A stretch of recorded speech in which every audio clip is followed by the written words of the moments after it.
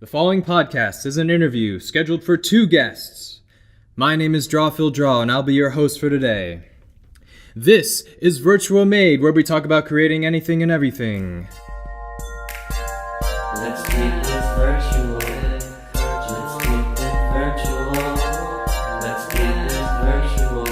Let's keep it virtual. Let's keep this virtual. Let's keep it virtual. Let's keep this virtual. Drawing out of the guest corner, he is a freelance artist who works in the fields of illustration, animation, and digital media. His works contain a wide range of subjects, from fantastical beasts to striking, sleek character designs. He is the leader of the pack known as the Howlers. He is ArtistHowl! How's it going, everybody? Thanks for having me today, Phil. Welcome to the show, man. It's good to have you. Good to be here. Just as a front to everyone, this is my friend ArtistHowl.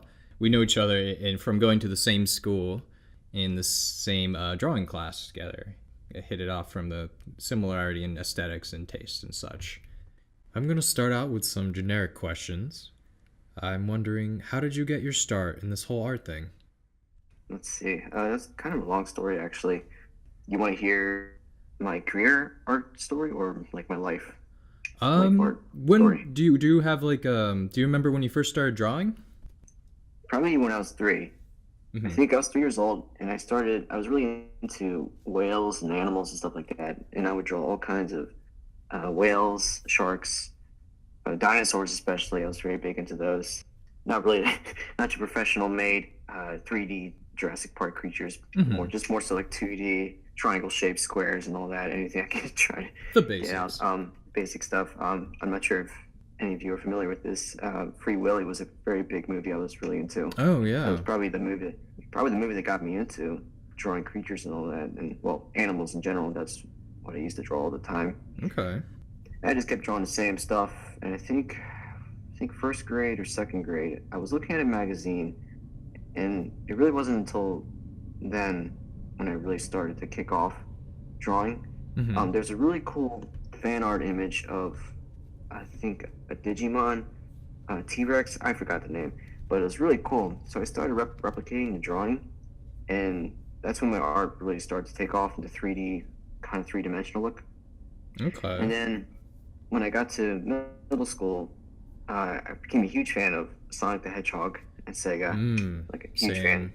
And even in I would draw Sonic characters in math class when I wasn't supposed to, but that's just kind of my intro to really drawing action poses, drawing fictional characters. And then I think when I got to high school, I became very big into Lord of the Rings. That's when it really started taking off and creating my own stuff. If we could back up a little here. So you started with creatures, but then you eventually went to more human-like characters and such like that. You went from dinosaurs slash whales and stuff like that, and then you went to Digimon. When did you make the jump from more realistic stuff, and then you sort of became a fan of fantastical stuff like that, like Digimon? Because I know that was a big influence on me as a kid too. I would say the transition began, like I said, I think first or second grade. I think I was really exploring. I wanted to do more with my art. I mean, the reason why I love animals so much because I love seeing creatures come to life. If it was possible to make a fictional creature come to life on the paper, I figured, yeah, definitely want to try it out. And the more I got involved with it, it's just this whole world exploded of imagination and just so much creativity, and it definitely became a huge inspiration to me. So would you say, a big thing that drew you to it, no pun intended, but it was the fact that you could literally do anything with this tool? Yeah, definitely. I think, as I said, for some of the creatures, all my stuff was 2D up until I encountered that piece of fan artwork. I wish I could find it. It was the dinosaur or the Digimon creature. Like most of my stuff was from the side, so it had no 3-dimensionality, but the way the person who drew the picture, the creature was facing forward. Now, as a kid, you usually you're not really focused on the facial part. You want to get the tail, the legs, the claws, but the way the person had it, it was in such a cool pose that I think it was the toes, the claws that really got me the most. Mm-hmm. How they were spanned out, just the curvature, because like I said, all my stuff is just triangles, triangles and squares. Mm-hmm. I really didn't Same. think about the aesthetic, the Digimon creature up till I think when I really started getting into it. I was like, wow, you know, if you can create toes like that, what else can you do with anatomy or any other stuff? It's just so much, Mm-hmm. so limitless. I think I have an image in my head of kind of what you're describing to me. Like, would you say like the perspective was just so done well that it kind of like drew you into the piece itself? Oh yeah, it was as a kid of 8 or 9 years old, seeing something like that. I mean, I don't know what it looks like now, but as a kid, seeing that as an artist blows your mind, and you just kind of fangirl over that. Oh yeah, I've been there. Yeah. That's awesome. Okay, so just I guess the limitless possibility is something that brought you into it and has kind of kept you into it, I guess, still to this day. Yeah. Yep. Absolutely. Yeah. So when did you make the transition from? You started out with animals. When did you start make the transition from humans? You say you started with Lord of the Rings, or was it before that? Well, the inspiration for Lord of the Rings, it didn't really inspire me, the human element. It was more like the fantasy creature element. Yeah. But to answer your question with the human part, I think it started when I got into anime. I don't quite remember. Oh, I think it was Gundam. I was also very big into robots and machines. I forgot to mention that before. The character designs, the human designs in a show called Gundam 00. I'm a huge Gundam fan. Really very striking for me as I started to draw faces, because before I could not stand drawing humans for some reason. I just did not like it. How anime human faces are made. It's just quite intriguing. I thought, you know, I'll try this. So I really got into it, and then of course Marvel exploded with so many good movies. I thought, wow, you know, humans look cool when they're wearing high-tech suits or wielding giant awesome hammers and stuff like that. I want to do that too. And of course, that's when I got deeper into the anime element and just seeing all the cool artistic aesthetics and just the action poses. As someone I'm also very big into action. I love seeing characters with really cool weapons in their hands and their really awesome poses. It's so cool. Yeah, it's a just pure appeal. I think that's why I also got into anime at a young age. What age would you say you started getting into Gundam and anime? Here's the thing. I have a classification. For me, I have two categories: the mecha side of me and there's the anime side of me. Okay. The mecha side of me actually probably began around the same time I was in kindergarten. As I said, I forgot to mention this. I also not just became a huge fan of dinosaurs for creatures, but machines and robots and Transformers especially. Very, very huge impact on me. But I think Transformers was one of the big ones. And an old anime, I didn't even think it was an anime when I look back on it now. It was called Zoids. Oh, Zoids. I remember Zoids. Yeah, I think you have to be old school to really remember Zoids. It was such a great show. It really seemed ahead of its time, with actually probably the first animation I actually ever witnessed and really fell in love with. As far as mecha, I've been in love with machines and mecha ever since probably the same time as I started loving dinosaurs and dragons and creatures and whatnot. The anime side of me, actually, it didn't start until like my mid-teen years. Like, I really was not a fan of anime back then. But when I started getting into Gundam, it really mixed in the mecha and the human element, and it just worlds collided, and it worked out really well. Okay. And from there, I started drawing mecha and lots of characters and humanoid characters. Yeah, speaking of worlds colliding, I'm looking at a bunch of Zoid designs, and I see creatures and mecha all at once. Like, it makes sense that you would get so into it. It's like the best of. It's all the stuff you like. Yeah, literally. You gotta mix this in. You've got humans, you got machines looking like animals. Like, what more do you need? Awesome. You said they were definitely before their time, because they incorporated 3D animation so early on.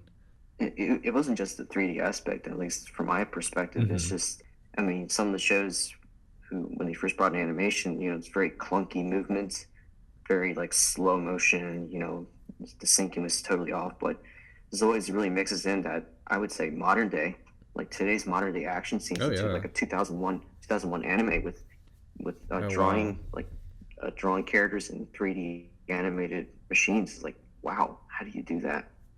Yeah, it really. Wow, I didn't realize it was that. Not that it's that old, but 17 years ago, and it was that ahead of its time. Yeah, it's hard to believe how long how long ago that was. Hmm. But yeah, that was like, I mean, because people were into Gundam even before, but for me, it was Zoids. To me, is what I treasure most. And yeah, I'm a huge Gundam fan, but I will never forget that Zoids is what got me into the whole the mecha robotic aspect.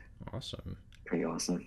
Yeah, you seem to have a wide range of fantastical things that you're interested in. I think that's cool. You started drawing pretty early. Did you Mm-hmm.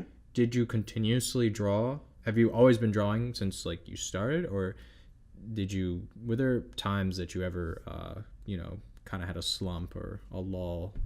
I think I don't think I ever stopped drawing. I think I kept drawing. Like I said, I did this way too often. I was always drawing in class when I was in school. Oh yeah, I mean, I've gotten in trouble a couple times doing it. So I guess in same. a sense, I've never stopped. I've just kept doing it.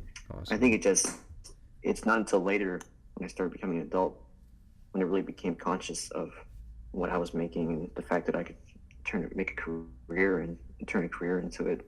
Speaking of that, when you got interested in art and drawing and stuff, what did your parents encourage you to like continue doing it when they first? Absolutely. I would say that my parents definitely encouraged me to keep going with my art, and they're one of the biggest reasons that I'm still doing art to this Awesome. day. Awesome. Yeah, I think well, at my job I see a lot of parents buying their kids art books and stuff like that, and Hmm. I think that encouragement early is what kind of keeps it going for decades. Yep, it's definitely a big encouraging thing to have people who support you and really want you to succeed in what you love. That's very nice to have. Oh yeah. When you mentioned art as a career, how early did you ever think about that kind of stuff, or did you not think about it till later on in life? Well, definitely, I emphasize on later in life. The truth be told, I was still big into art. It was more of like a hobby. It wasn't really something I wanted to pursue Yeah. totally. Because I know in high school, I actually wanted to major in science. I wanted to be a marine biologist, believe it or not. Hmm. Um, Okay. but when I took biology and I almost failed all my math classes in high school, I realized, okay, probably not the thing for me. So, I've been and there. then I had a good friend. I had a good friend in high school, and I told him, I was like, dude, I'm not doing well at science. It's like, I've told you all these years. Why don't you just do art? I was like, Hmm. yeah, I probably should. So I finally listened to him after like 6 years or something like that. So that's when I was like, you know what? I'm just gonna do it. I'm just gonna go for what I'm good at. I think Yeah. I have a similar experience. Just I tried a bunch of stuff and it wasn't for me, Yeah. and then I decided just to go with it. Although what I was trying was music, and it just didn't happen. It's still being an artist, but I'm talking Mhm. about the visual medium and kind of going for that. It's from the transition to from high school to college. What were your biggest inspirations? I guess we'll start as a teenager. What kind of stuff were you drawing like in high school, and what was your aesthetic then? What were you interested in drawing? High school. I think there are quite a lot of good shows that came out when I was in high school. I know one of them definitely Transformers was the biggest for me. Mm. I've been a follower of Transformers since I was little.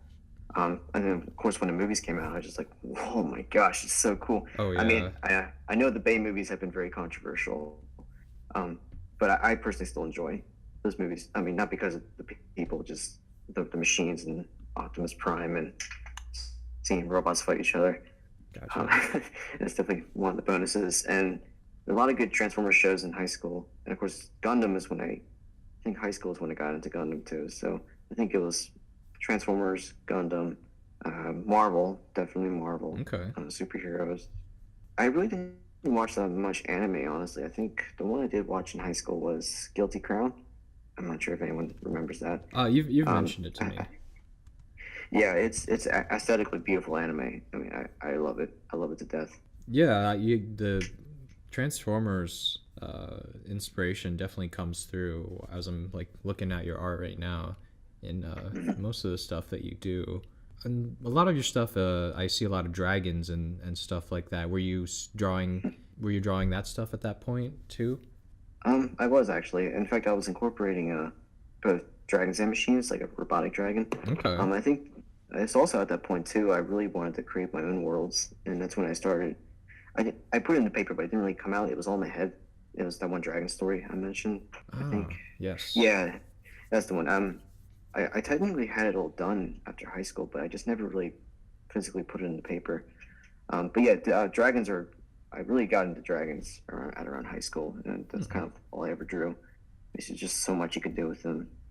Was there any one media that, if you remember, that got you into the dragons and where it all started?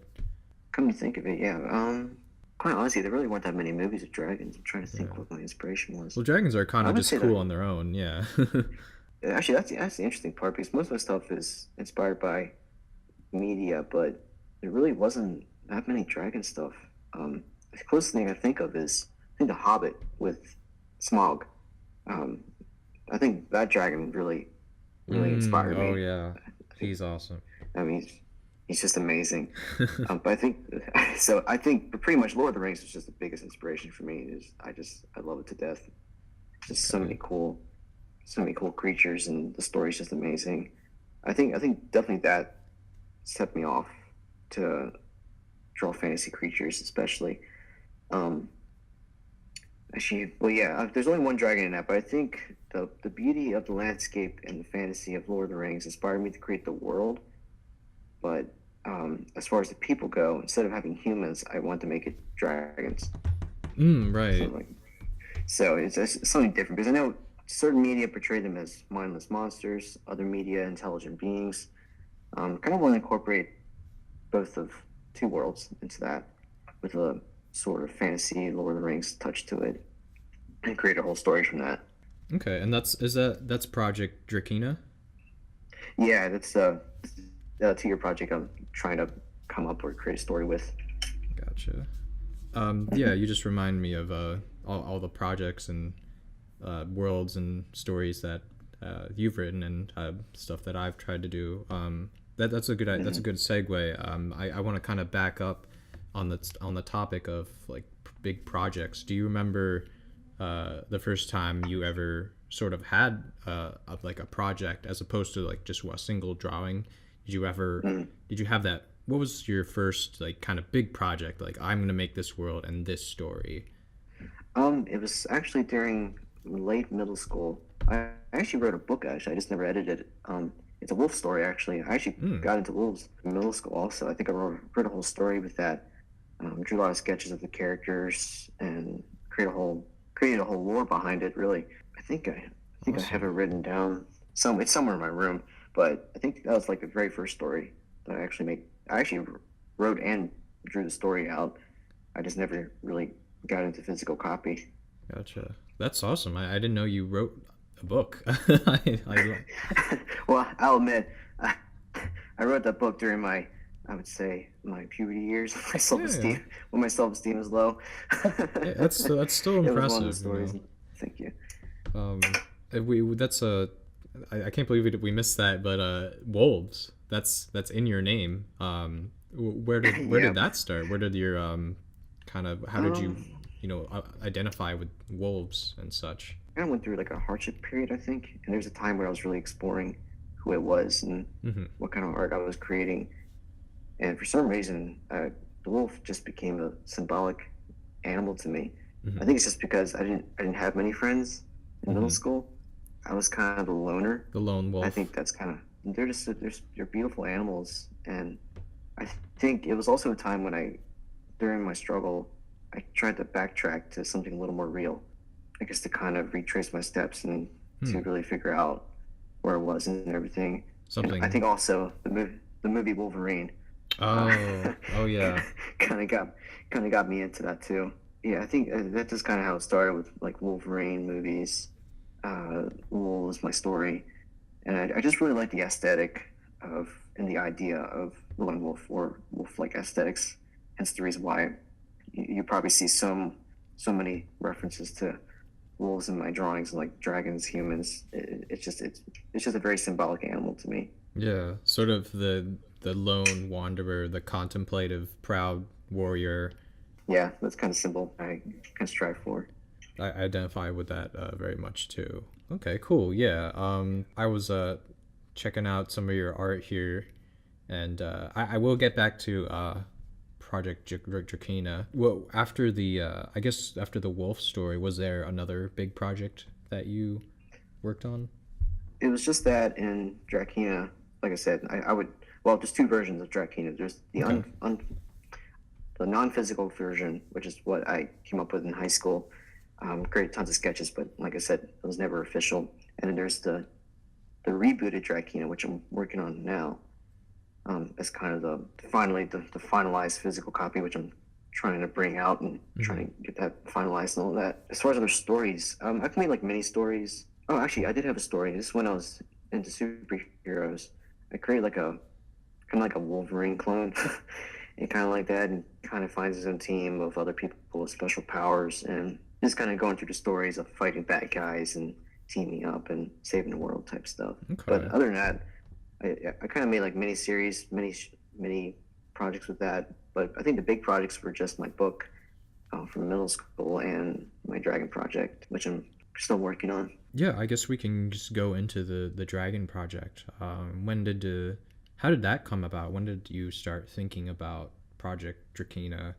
What was the catalyst of that? That was definitely, as stated before, when I really started getting Lord of the Rings. That's when I started becoming very inspired by those movies. Yeah, I tried, Lord of the Rings got me into that. Yeah, it was Lord of the Rings inspiration, and I just kind of went off from there. Just kind of created my own different sketches and different stuff. Was it always going to be pretty much an all dragon cast? Pretty much. That was the idea at first. When I started with the dragons, starting off well, but then I realized that having all dragons is not bad. But I kind of want to create a little more diversity in that. So I started looking back into the movies, and I particularly love the Ents. You know, why don't I try creating like a tree creature race? And then from there, I started doing more research. Like, you know what, this is not good enough. I need more creatures. So it's like, you know what, let's add griffins, or in fact, hey, let's add a different kind of dragon, which is much bigger and meaner and is prehistoric-like. And from there, it just kind of exploded with most of the creatures are made up, but most of them are based off references, especially. That's just kind of how they're just inspired. Yeah, inspired from different mythologies, Lord of the Rings, Narnia. Okay, yeah, cool. You're still working. This is an old project that's kind of given new life recently. Now that you've rebooted it, like what sort of form is it going to take? Like, is it going to be a comic? Is it going to be an animation? Like, what's the vision today? I've been giving it a lot of thought these past months. I think for right now, I'm moving towards the narrative side, maybe like a comic. But the only issue with that is people draw dragons, and I mean, you can simplify dragons, but I try to make mine a little more realistic. So like, one thing about dragons, I love drawing dragons, but if you don't plan drawing it out correctly, you're just going to keep making mistakes. Definitely drawing realistic dragons takes a lot of patience, especially with realism. You got to really get the details in. And in regarding to doing a narrative, I fear it might take too long with too many resources spent. Because I mean, my dragons are massive, and I want to get a whole scene with them, but they're so big. How can I get the background setting and the facial expressions along with their huge mass, just to try to show just how massive they are, along with a good narrative? So that's kind of in the works right now. But I think the narrative is what I'm sticking with for now until I can figure out some other way to get the story out. Right. So it's currently a written story. Pretty much. I'm also even thinking about writing a book too, because if I can write a book, I can get all the little tiny details in the book and maybe keep the simplified versions on paper or illustrations on paper. That kind of like with the old like Narnia books, you have all dialogue, but there's also some pages with some illustrations, so maybe something like that. but definitely moving towards the artistic side. Okay, yeah, it could kind of be like a light novel, which is in Japan they have they write their stories. It's usually younger authors who do this, but they'll do a story and then they'll either team up with an illustrator or do the art themselves, and they'll just have a cover, and then every couple of pages when there's a big moment they'll have an illustration, but it's not necessarily all illustrated. Mm-hmm. Well, I'll move past Drakina. We can come back to it if you want, but there's also Okay. The story that we kind of poked at a bit together. That's right. I don't think it has a name. We kind of just the characters' names, but Yeah, it's not yet. We're still working on that. I know it's based off the Norse gods. I think I'm correct. Yes. Yeah, I'm just finally working on it again. Yeah, I kind of got away from me, but yeah, we collaborated on this project. Yeah.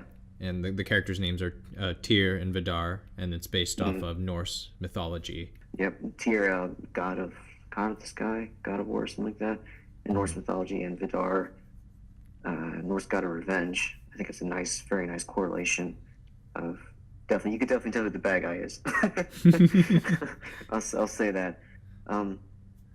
But we sort of had these characters living in the human world, and kind of like what it would be like for them to it's not necessarily assimilate, but to kind of clash with that, and while still fighting each other. Yeah, I think the story is that it starts off like in the Dark Ages, and basically instead of gods, we kind of came up with dragons. Like Tyr and Vidar start off as like the dragon race used to live alongside humanity until, knowing humanity, they kind of wiped out all the dragons and very few remain. In the present day, Tyr and Vidar have taken human forms, and they can change back if they want. But Tyr has come to co-align, live with the humans, and kind of move on from his past. And Vidar has taken the role of he was actually prince of Norway, or whatever kingdom that we did not come up with the name yet. He's kind of prince of his kingdom, but during the fight or the final battle, he kind of lost his family during the onslaught, and he survived. But with his resources and his connections, he was able to get back into the real world as a very wealthy businessman who's just been kind of manipulating things and trying to start conflicts so he can make it easier for himself to wipe out humanity and take revenge. And then you have Tyr, who's he's learned to not just he was a knight of his kingdom back in the day, but he learned that being a knight means you got to protect all life. Yeah. And so that's kind of his duty. And the interesting part about that, he used to serve Vidar, or Vidar's family, the kingdom, the royal family, and now he's come to grips with, okay, maybe to do the right thing, maybe I have to stop not only my own kind, but stop my former king or prince. And it's just a nice clash of I guess ideals. Ages. Yeah, definitely. So we thought about coming up with these two characters fight in human form, but then when the going gets rough, they turn these massive beasts and they're just going at each other, and I think it'd be awesome. Yeah, we have these transforming characters, and I did some designs through the Tyr character. He's sort of a fallen soldier who's kind of his honor is a little cracked and broken, but he's trying to come back and trying to have his own arc, maybe of redemption. That's a good way of putting it. He's trying to move on from war and death and just try to learn to move on. In fact, he's also in search of other dragons who might have survived during the Dark Ages, but in the meantime, he's got to stop Vidar and save humanity or whatever dragons are left on the planet. And that's just kind of how it starts off. And then, of course, we have other characters too that we're kind of working on with. Did we have werewolves in the story? Well, actually, there's one addition I was thinking about having. Vidar is kind of the main baddie, but I was kind of thinking about having a true enemy, like behind everything. I think the Norse wolf Fenrir, who I think would be kind of cool to have a story with him. Fenrir. If none of you don't know, Fenrir is Loki's son. Yeah. Loki had 3 children. Fenrir, the giant wolf, is Loki's child. I think it'd be kind of cool if Loki was killed by his own brother or Thor, because Loki was one of the royal family, but I guess backstory is he had children with a being that they weren't supposed to. Mm-hmm. And after Loki's death, Fenrir wants to take revenge on. Well, it's funny. Vidar wants revenge on humans. Fenrir wants revenge on dragons. So it's kind of a neat little plot twist in the end. Oh yeah. So we're still working that part out, but I think it'd be pretty cool. Yeah, God warfare is always something that's immediately dramatic. Oh yeah. Have you seen the meme of the guy with seeing the butterfly and he's like, "Is this blank blank blank?" I think so. There was one where he's like, "Is this Loki?" And the butterfly lands on him and it stabs him, and he's like, "Yeah, it's Loki." But yeah, I think that's a good summary of Project Tir Vidar. That's literally what it's called in my documents right now. or if any of you are listening, or any of you follow this, we'll just call it the Norse Project for right now. Yeah, that might be a little Norse better. Project. This collaboration project, is this the first time you've ever, I guess, worked on kind of a big narrative with anyone else? It is actually, and it's actually very exciting too. If any of you are out there who are artists, there's nothing more exciting than meeting someone who's an artist, and you two understand each other and want to work on projects together. Yeah, that's definitely one of the coolest feelings ever. Collaborating is the best. It's amazing. I love it because you two are on the same page and no one's like, "What's that?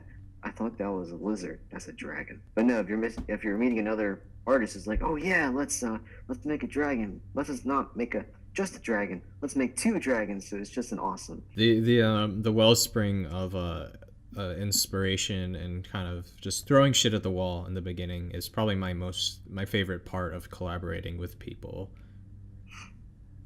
Yeah. Oh man, that's always the best part. You're just throwing out all kinds of ideas, either bad or good or stupid or funny. Yeah, and you so just awesome once you find something that works, you just start one-upping each other. It's like, well, what if this happened? Oh, but what if this happened? Oh, and what if this happened? You know. Yeah, every now and then it gets really ridiculous. And then you got to dial it back. But if you have a good partner, then they'll be you'll be each other's editors and make the project better. Yeah. But it's also nice to have an accountability partner too. Yes, it's always a good thing to have. I've had a lot of projects, solo projects over the years, and it's hard to do that by yourself sometimes. You really gotta be a self-starter. It's hard to holding yourself accountable for your own story. Transitioning from that, I guess, you obviously want to like write a great narrative without thinking of anything like holding you back or whatever. Ideally, like, what is the one project you want to complete and put out into the world, or the one story that you want to tell if you don't get to do anything else? I think definitely putting my drag queen story into physical reality. I think one of my goals is, well, I have a couple. Definitely become an animator, or like but even if I become an animator, I would love to become an art director, because that way, I can be in charge of a project and work with a movie director, and just creates like literally like putting Lord of the Rings into movies, like doing that, putting my story into a movie. That would be the coolest thing ever. I mean, I wouldn't want to be a movie director, but to be an art director and just have that partnership with a passionate director who wants to put out my story, I think that'd be a dream come true for me. Yeah. So if you kind of finish your story and then it had enough notoriety to get picked up and turned into a movie that you'd hopefully have some creative direction on, I suppose would be ideal. Yes, something like that, definitely. Okay. At this point in the podcast, my co-host YODR entered the studio. So, like, have you written stories before? I want to ask. I've always heard, like, the first stories you ever write aren't, like, not as good as your later ones. And And for me, when you're thinking of like the first story you want to tell, it's like this grand narrative, but you're like, you don't have any skills. But and you, I've seen your stuff. You obviously do want to work on something like that.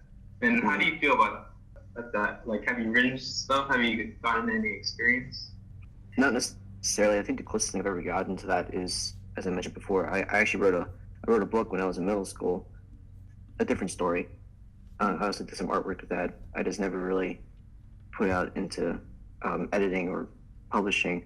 I think creating this narrative, my new narrative, based on, because I know I can write a book, and if I can write a book, then I can at least attempt to tell some sort of story.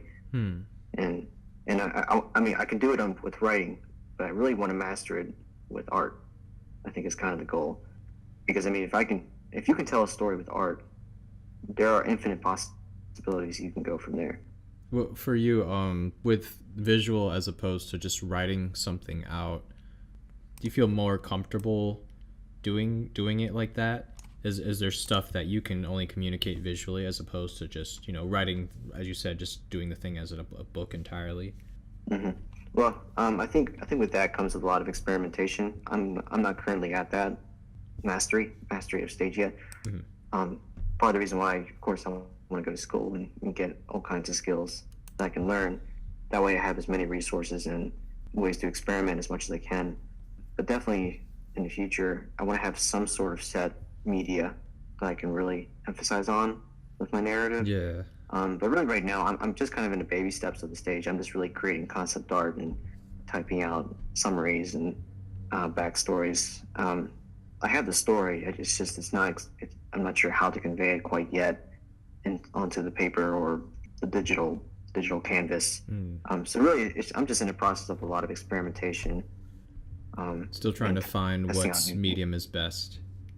Mm-hmm. Yeah. I mean, I said before, trying to draw realistic dragons in very well done narrative sense is quite a challenge.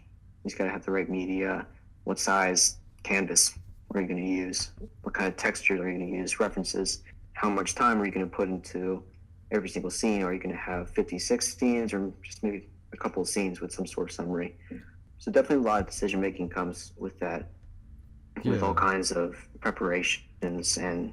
Sorry, you're fine. I'm looking at a drawing of some dragons that you've done, and yeah, with the amount of time you spend on all these scales, it looks great. But yeah, you do have to kind of find the right medium for something that's so detailed to make it feasible. Yeah, because my goal is when people look at my dragons, I don't want to just look at it and say, "Oh, that's a dragon like from Spyro," and which nothing wrong with Spyro, but I want people to say, "Wow, so if I saw a dragon in real life, that's what it would look like." I mean, at least that's the kind of response I want to get when I get my narrative out to the public. I get that kind of reaction, the first one, from a lot of people for anything I ever draw. Oh, this looks like this looks like this. I don't know if it's you'd ever be able to like have people not say that, you know. It's kind of unavoidable. People just kind of make connections in their heads. Oh yeah, absolutely. Yeah, that's really understandable. But I think as any artist also, even though that's for anything you do, you always have people referencing that stuff. But I think the idea, at least for me, is to become unique enough to the point where you say, "Oh, that looks like Spyro," but at the same time, I could definitely tell who drew this. That kind of reaction. I mean, I definitely want to be unique among most artists, to have something that, yes, people can recognize, but it's also something that's like, "Oh wow, I definitely know this guy can draw things this way," and it's definitely different, because I know people always look for people love references and real life connections, but they also want something new. Yeah, especially in today's world. So I guess you're searching for that your own original style that is unabashedly you know. I think that's something everyone can relate to, myself included. We touched lightly on superheroes. I know that's another big thing for you. Yeah, when did the superhero influence come in? Well, it all started with Iron Man 1. Oh, nice. That's a really good movie. 2008 Iron Man. Yep. Yep, pretty much. It started with that movie. And of course, as more movies came out, and not just Marvel, but, you know, certain animes, you know, Dark Knight, Man of Steel, just stuff like that. Because, definitely high school is when superheroes really started to boom once more within at least the United States, like very big, and it's even bigger now, I'd say. Okay, what's your favorite superhero actually? It's actually changed quite a bit a couple times. I think I have at least 5 or 3. Well, first and number 1, absolutely Wolverine. I love Wolverine. He's just so awesome. He's so badass. Number 2 would be Winter Soldier, aka Bucky Barnes. He's a really cool character. Let's see. I really love Loki. Loki's a really cool character. Loki, Thor, Wolverine, and Bucky Barnes, my favorites. Absolutely. Are these inspirations mostly from the Marvel movies, or like have you been like a comic boy before that? Surprisingly, I'm not much of a comic book fan. I've actually never really read that many comics, so I know I can't really call myself a total 100% Marvel or superhero fan. Just mostly the movies that I'm really into. I do references every now and then, as far as like maybe artistic style or lore in the comics, just to kind of do some research. But most of it just comes from the movies, honestly. I'm the same way. I haven't really. I like comics. I want to make comics, but I don't have a big catalog of stuff I've read. I'm more of a cinematic guy, I guess. Same. I've read a few from like a cousin's comic book stash, but I've mostly read like indie stuff that isn't related to like the DC or Marvel stuff. Yeah. But yeah, my inspiration, the origins of my inspiration, mostly come from. Even though I don't describe myself as a movie buff, I think we all kind of have. Well, I talked to YODR about this, but I think we all might have that director's mind.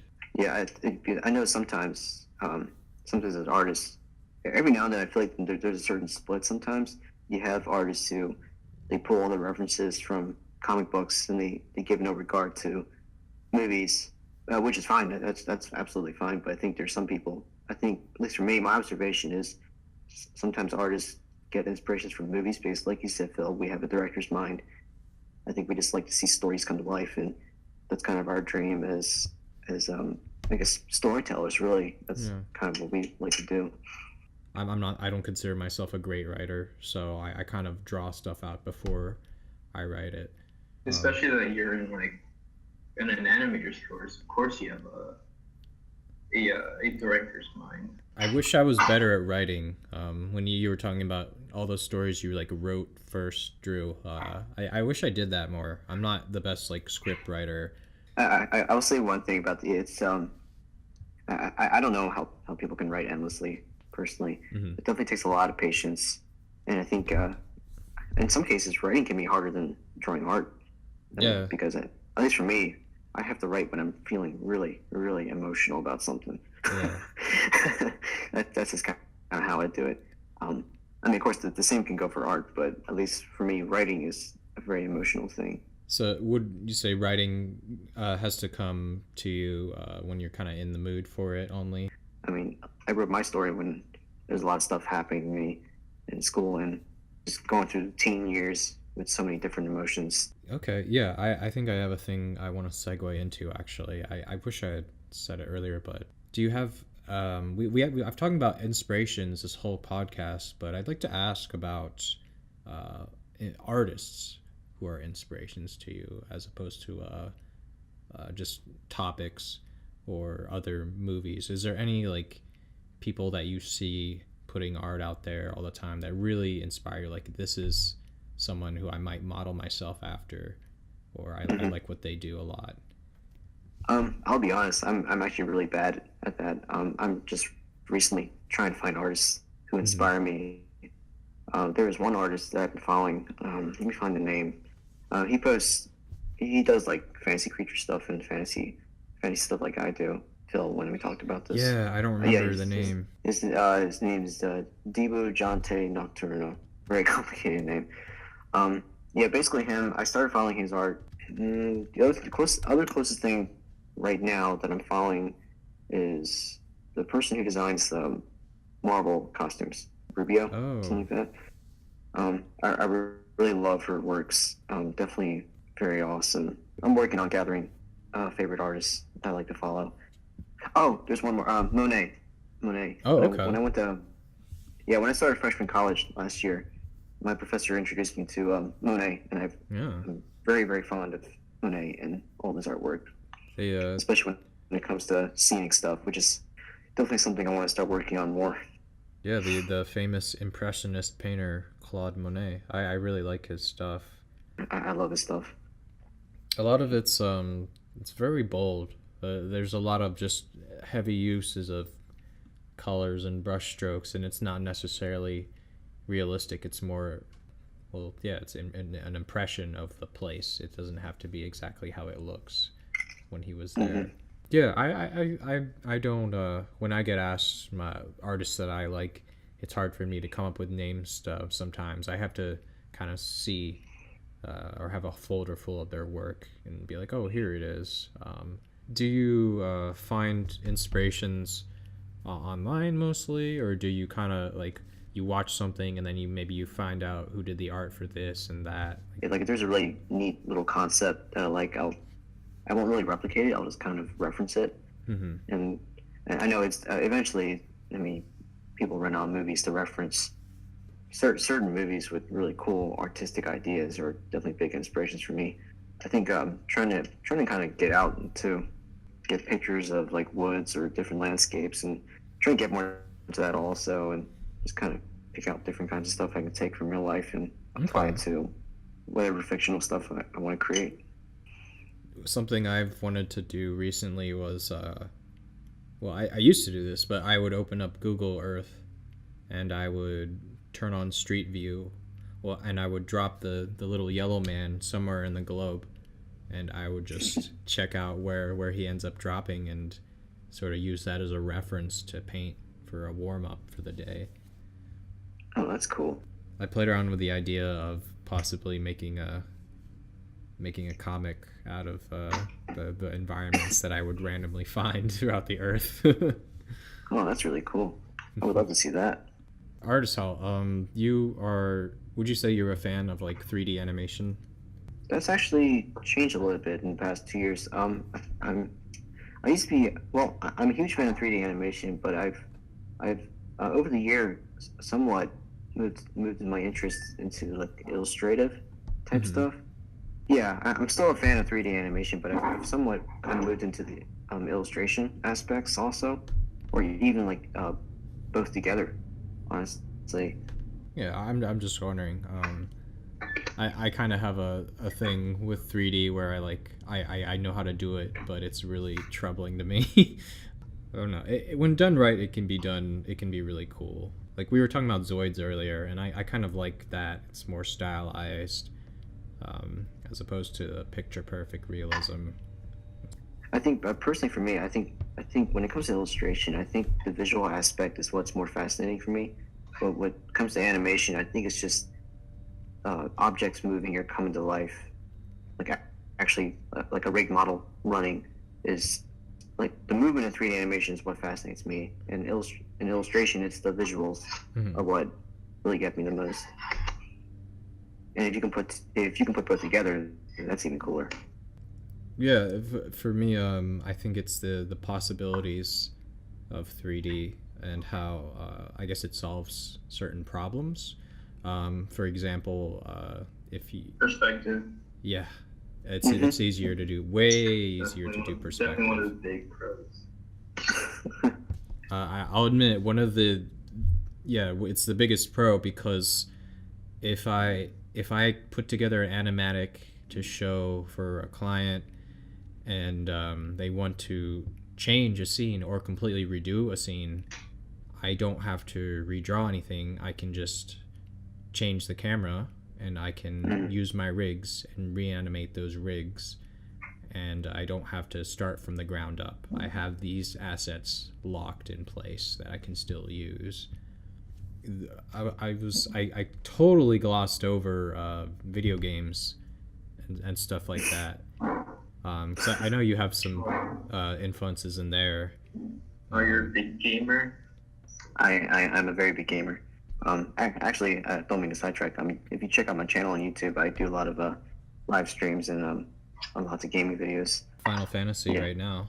Yep. Yeah, I'm currently doing a Final Fantasy 15 series with all the updates and all the changes they made in the past year, in sequential order too, so people can understand the story probably a little better than what they could back then. What would you say are some games that I guess have influenced your art throughout the years? I'll just make a list of some of my favorite games. I think my favorite game of all time right now, Transformers Fall of Cybertron, as I'm a huge Transformers fan. That heavily inspires my robotic mecha love. I guess my anime inspiration or action inspiration would be Metal Gear Rising: Revengeance. That's a great game. BioShock Infinite. I love the story in that game. Very excellent narrative. On PS4, Final Fantasy 15. Love that game. I was also very big into Sonic the Hedgehog too, so that was one of the big ones too, back in the day. Yeah, I got way too many games to list. Have you ever wanted to make games? I think yes, definitely yes, but I'm kind of exploring my options right now. I think as far as games go, I'm more interested in like the cinematics of the game than the actual gameplay itself.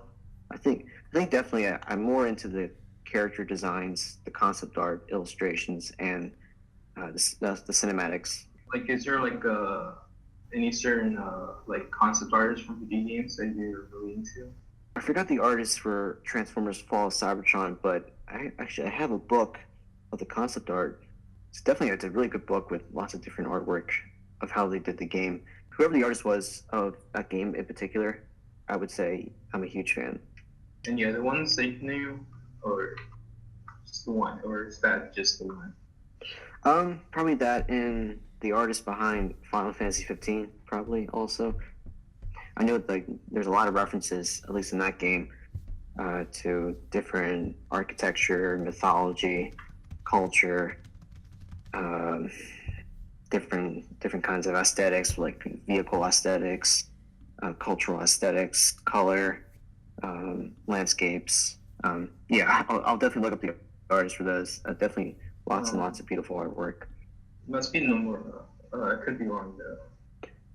It might be that guy though. It might be. I know who you're talking about. I don't know his name, but the guy who puts a lot of zippers on things. Oh yeah, definitely Nomura.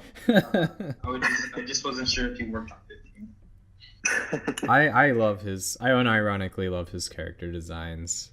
I forget what game it was or what show, but he was told not to put as many zippers on whatever he was designing, and as a result he was like, well, fuck you, and he put as many zippers as he could on this character design. Was this one of the projects of his own, or? No, it wasn't his project. He was just being a dick. Okay. But yeah, I'm looking at some of the work right now, and I can see a direct influence, very heavy, I think, influenced on your stuff. That one noir character was also kind of like Bloodborne inspired. Reminds me of like a Final Fantasy character. Got a lot of trench coats. Oh yes. Yeah. Yep. You want to talk to a huge leather jacket trench coat? Yep, that's me. I love trench coats. I absolutely love drawing them. They're just so cool. Yeah, I'm down with that. Anything that I can make flow off of a character, I'm down for. Like a cape, yeah. Scarves, capes, tails. The zipper. Zippers. Belts. The buttons. The belts. Gloves, boots, hats, scarves. Big swords. Hell yeah. Yeah, the big sword flowing in the wind. It's the most beautiful thing ever. Would you say Overwatch is an influence Oh, in your art? yeah, oh yes, oh definitely, yes, definitely Overwatch. I will say I've never seen a more diverse, dynamic game, at least in a very long time. The aesthetics, I mean, you could definitely tell, you could definitely see the art style in the game, but not just that, just the different varieties of. You could definitely tell lots of Oh references yeah. were made. Like, I mean, you have characters from Japan, characters from India, Africa, heck, even Great Britain or even Mexico. It's just talk about aesthetics and beauty. I mean, that right there is definitely a work of itself. I'm That's not what I an would say. I'm not an Overwatch player, but like I have to hand it to him. I love the character designs. It is a clinic in shaped language and how to vary your characters while also making them all different from each other in the best way, just with shapes. Yeah, it's just amazing how they did that. Because most games will have usually one type of aesthetic. And you could definitely tell it's like how many artists worked on it. But Overwatch is just so diverse. It's hard to tell how many artists worked on that game. Yeah. Also the colors and the cultural influence. It's all over the place with every new DLC and with every extra skin. For me, I asked you about the video game stuff because I think, well, everyone plays video games, but I think when you're an artist and you kind of are early on in drawing and stuff like that, I think everyone might flirt with wanting to make games. I used to want to make games too back when I was like 14. Yeah, same. I started out wanting to become an animator because of video game. It's a harder path because with drawing you can kind of just pick, oh, I'm drawing, maybe I'll be an illustrator. With games it's like harder to kind of, I feel like, break into that. There's so much that goes into it. I recently I had to make a game last semester, and like my drawing skill was like maybe 20% of the final product. There's a lot that I didn't know, that I had to kind of, I worked on it with a team, so I had to lean on them. I had a coder, I had an animator, I had an art director, and I was the project manager. So I feel like games, it's kind of a thing that you might have to break in later in life, maybe, unless you're like an early collaborator early on in your art career. Of course, there are solo devs, but it's a tall order making a game by yourself. Oh, absolutely. I mean, just the resources and probably the amount of money you got to put into it too. That's definitely quite a challenge. Yeah. You gotta dabble in everything too. Gotta know how to make a game, each aspect of it. Oh yeah, absolutely. I mean, knowing everything and just planning everything too. Like, I don't know how you could schedule out just doing a whole game by yourself. It's definitely a lot of work. Yeah. I wish they taught that in like school. I mean, I did have like Visual Basic in school and got to make a little bit of a game, but it should be in there more. I know they're teaching kids like more technology in high school and stuff like that, so I'm jealous. Wish I had that. I didn't learn Photoshop till like I was like 21, I think. It came way late. Oh, really? Yeah, Yeah. I know. And I was in high school. They taught me how to use Photoshop and Illustrator. All I got for art class was acrylic paint. And nothing wrong with being traditional. That's a good segue. When I announced you earlier, I announced you as a digital artist. But you still do traditional, and nowadays do you do a little bit of both here and there? Do you lean toward one more for what reason?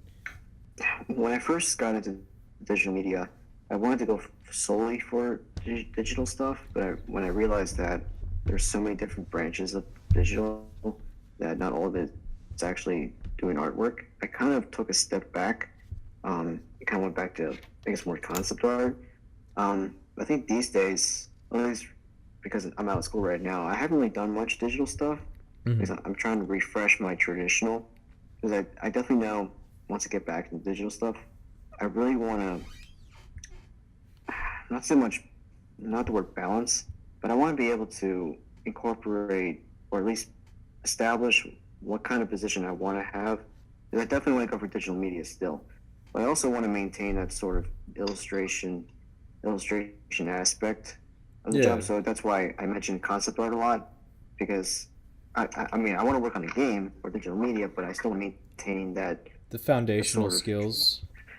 Yeah, the foundation aspect. Because I feel like it's good to have a good balance, especially if you're more of a visual person, a visual artist. It's good. I mean, it's good to have that kind of balance instead of just going full on into digital media with a certain particular, I guess, job you have working on a game that's all coding. If you're doing all coding, you're not really doing much art. I mean, if you know what I mean. So I think just trying to balance out the two is definitely what I want to establish further down the road. I was talking to a friend the other day about this, and I noticed a lot of my peers in our digital program kind of they had foundational drawing skills, but they kind of just dove in to making games and animation and kind of just working within the program and not really using those core skills as much in the pre-production stages of making their stories. And it shows later on. They would animate their things and stuff like that, but you could always tell that, like, if there's not that foundational skill, it shows. You can't rely on the program for everything. It's just a tool, like a pencil or anything. Yeah, I don't mean to get on my soapbox here, but it really irks me. Go ahead, more cons. Go ahead. Oh, I'm so angry. Rants. Give me one of those 3D rants again. Oh man. Oh. Don't Oh, I know those. Get me started, bro. Oh, you're getting me started. Come on, you gotta have more fire. I'm not drawing enough. Why am I using the mouse? I was actually gonna go on a different tangent about story, since I know you appreciate story a lot, ArtistHowl. If you can have a really impressive animation and do all these things visually and put all this window dressing on it and make it look beautiful, and you can have the animation look great and maybe a cool fight scene here and there, but if there isn't a good story, like, there's no way I'm gonna care. That's just me, guys. Oh, absolutely. Oh yeah, if the story's not good, all it is just eye candy, and it's not worth it. Yeah. Oh yeah, absolutely. Yes, story is the core of the of any sort of project. Which is, I mean, also the reason why I try to do some writing also, because I mean you can't really draw a narrative without a story, without a plot, because what's the point then? You're just looking at it. I mean, the story is something you can take in, something you can think about, and I mean, the visuals are just the cool parts about it, just the parts that you can visualize. But story is, I mean, that's definitely something I want to master as I get further down the road as an artist. In critiques, I'm just gonna shit on everyone. No, that we would just we would have our animatics, and like sometimes we would watch them and stuff in the story wouldn't make sense. And I did this too. I'm guilty. And that's the shit that, like, once, it doesn't matter how long you've worked on it, once you present it to an audience of people, they'll be like, well, why didn't he just blah blah blah do this? And you're like, oh, I'm stupid, and that fucking ruins all my work because I didn't just write out the script right or think about this thing logically here and put this piece there. Yeah, I personally think that's, I mean, don't get me wrong, there's a lot of great movies out there, but I feel like it's a common trend, which is really becoming a big issue with some of these big movies these days. I know definitely, I recently went to see Pacific Rim 2 about a month back, and I remember how good the first one was when I first saw it. I mean, not just because of the giant robots, but because there's a really interesting plot and you have these alien monsters trying to destroy Earth, and what are you going to do? You're going to create these giant machines. I mean, but the core story of it is also is that even with such machines, you know, Earth is still struggling to fight back the monsters. And it's just a great story, you know. But then the second movie, when I went to see it, and I mean, I'm not dissing anyone who likes it. What I saw, the story was just a mess. It's just there wasn't a focused plot. It was just, oh, let's just get in our giant robots and punch monsters, and that's cool and all. But without a set story, without good writing, how do you take it from there? Yeah, definitely. From like I've only seen the first movie. I can only judge the second movie from like trailers and stuff. But the first movie was handled by Guillermo del Toro, who has like this passion for like big monsters and robots, and and he's definitely a great director too. So that worked for it. And in the second one, he didn't even work on it. I don't know much about who directed it or who wrote it, but it definitely just seems like they're just like bringing back a movie franchise for money, I guess. Just didn't look like it was put in the hands of someone who knew what he was doing. I could be wrong though. No, I agree with you. I mean, one thing I'll go back to, and I mean, one thing, what you mentioned, Gomiro, you have to have passion too when you're making projects like that. Not really just passion, you have to have the consistency and the continuity to keep the passion alive. Because I definitely know the new director for the second movie. I know what he did, what he directed. He wanted to change or reverse almost everything that Gomiro came up with. Like example, like, you know, the robots in Pacific Rim, they're so heavy you could see the mechanics. It was just so beautiful. I mean, to see how they work. But in the new movie, which I understand, the machines have gotten more advanced. But the fact is that because this guy didn't see the passion that Gomiro had, that the whole point of getting these close-ups of the robots, the gears or the pistons, it just, because of what he did, he made them lighter and faster. But you got to do the emphasis that Gomiro had. And Gomiro, he wasn't just creating giant robots; he was creating the atmosphere of how he wanted the audience to feel. Like when you got close to Gypsy Danger's arm, you could feel the intensity build up, just the passion behind the punch, which is something that I sorely think that the new director did not have. I think he just, out of all of his disagreements, he was more focused on what he didn't like about Gomiro than what the fans wanted, what the fans liked, or the passion that Gomiro had, and the consistency and the continuity, which definitely play huge roles in any sort of story. Or I know I'm kind of getting a little off topic, but I guess even artwork too. Yeah, if you don't care enough, it's gonna show. If you don't care, I don't care. Like, if someone who doesn't care works on a project, your audience is not gonna care, unless it's so bad that then I care because it's bad. Well, at least with some movies that don't make that much money. I mean, even if the movie's not that good, I mean, you can tell that whoever created the story of the movie at least put some effort into it. Yeah. I mean, it always shows. You can always tell movies that are created by passion, even if they're not that great. Next to a movie which is just based on money, it shows every time. A lot of the reboots coming out lately are kind of a combination of that. Some of them are good, but they're just kind of riding off the coattails of a name that's already established. To the safer, now nobody's like trying to take a risk on making something new. Going back to like, I guess we're going back to when we were talking about collaborating, and we were obviously very excited about that and our project together. Is there any? It doesn't have to necessarily be with me, but in the future, is there anything you'd like to collaborate with anybody about? Is there any like anything you'd want to make specifically with other people in the future? I know we mentioned this before, and I know our friend Callie, that voice acting project. Actually, I don't know if I mentioned. I also love voice acting.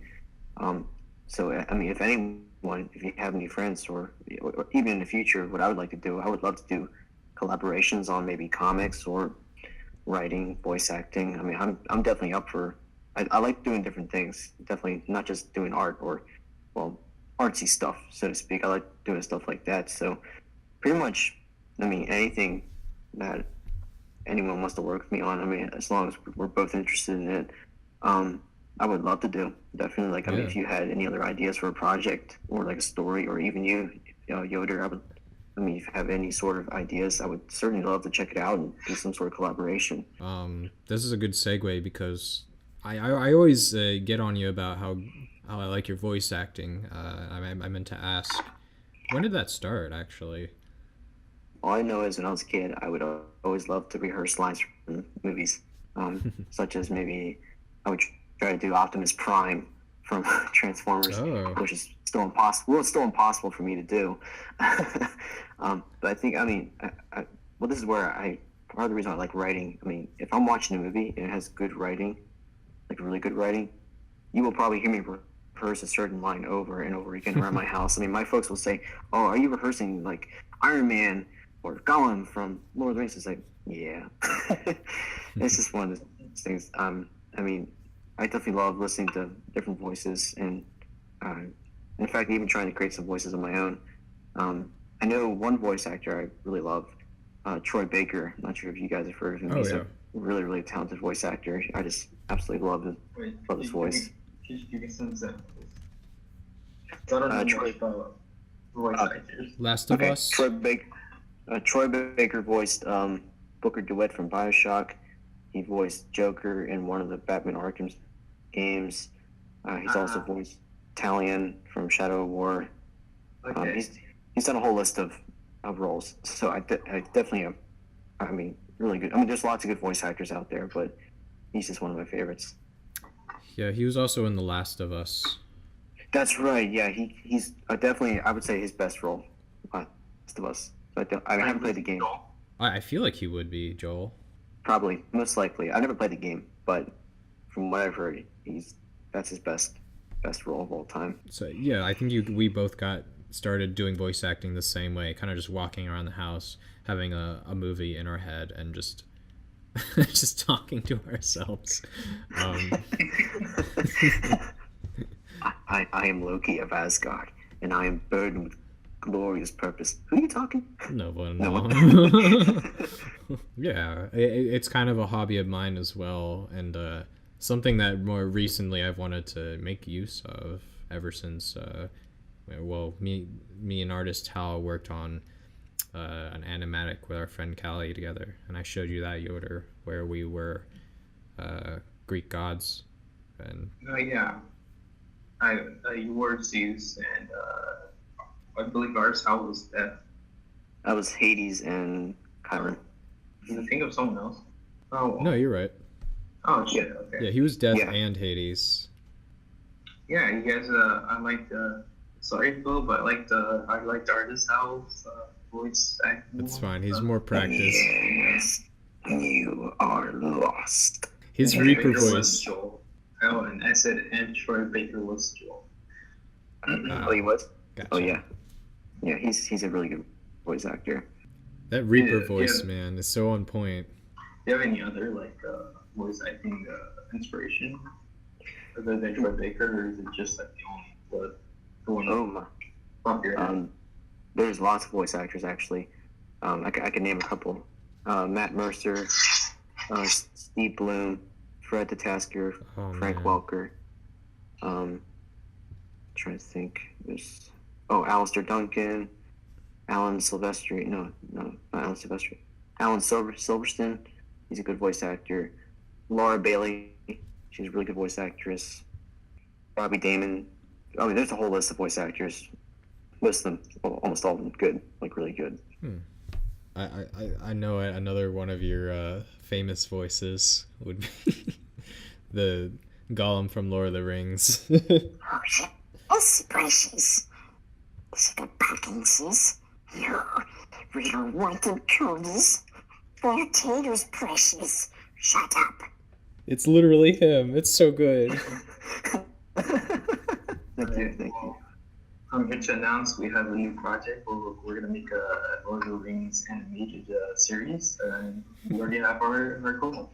Oh, yes. Yes, precious. Yes. We'll be green lighted for 3 seasons immediately. Produced by Virtua Made. You should No, totally. it makes me real happy knowing that you guys make voices. Like that. Like I said, if you need a voice actor, you got one right here. Just let me work on something already. Approaching the hour and 30-minute mark, but it's been a good chunk here. Really? I think Is that how long you guys been doing this? yes.